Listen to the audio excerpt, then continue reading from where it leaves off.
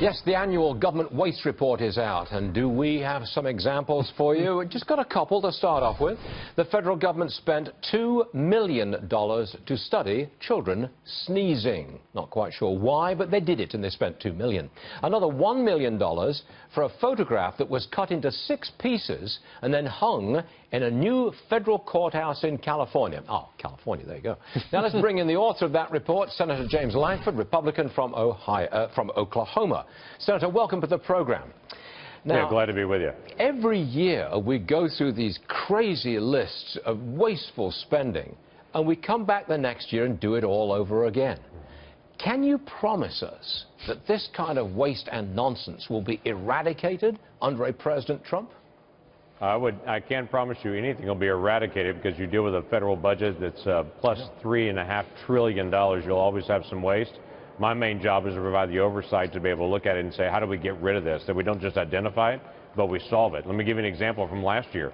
25 years in a row, we've given subsidies to wind to help wind power get started. After 25 years, they don't need jumpstart funds. That's a $6 billion subsidy out the door to be able to do that. We finally got that wound down last year.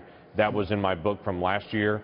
So we can take a piece at a time as we look at each year. This becomes our to-do list of how to be able to solve it. Are you going to go through department by department and say, how do you cut this? How much are you going to cut here? How much are you going to cut there? And go through every department? Is that how it works? So basic oversight needs 2 things. One is it needs good boundaries and definitions. Most of the issues you'll see are grants that went out. About $600 billion a year are in grants. Like the grant you mentioned about sneezing, it's worse than even children sneezing. They were testing to see if children would eat food that someone sneezed on right in front of them. That was the big test that they did on it, which, by the way, I can answer it for free. No, children don't want to eat food that's been sneezed on. But you've got to have some parameters for all these grants that go out the door. You've got to have a way to be able to watch duplication and to be able to deal with government duplication in agencies.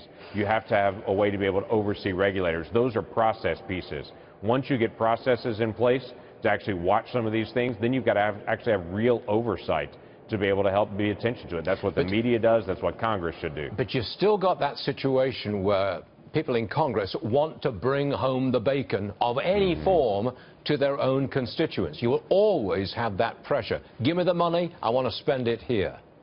That is correct. So even though we just finished up Thanksgiving, it's a good time for us to be able to talk about pork.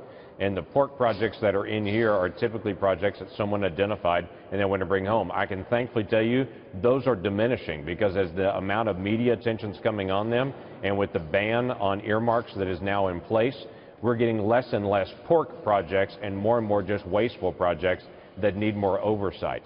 And so now it's the next step of how do we actually deal with the oversight that's needed.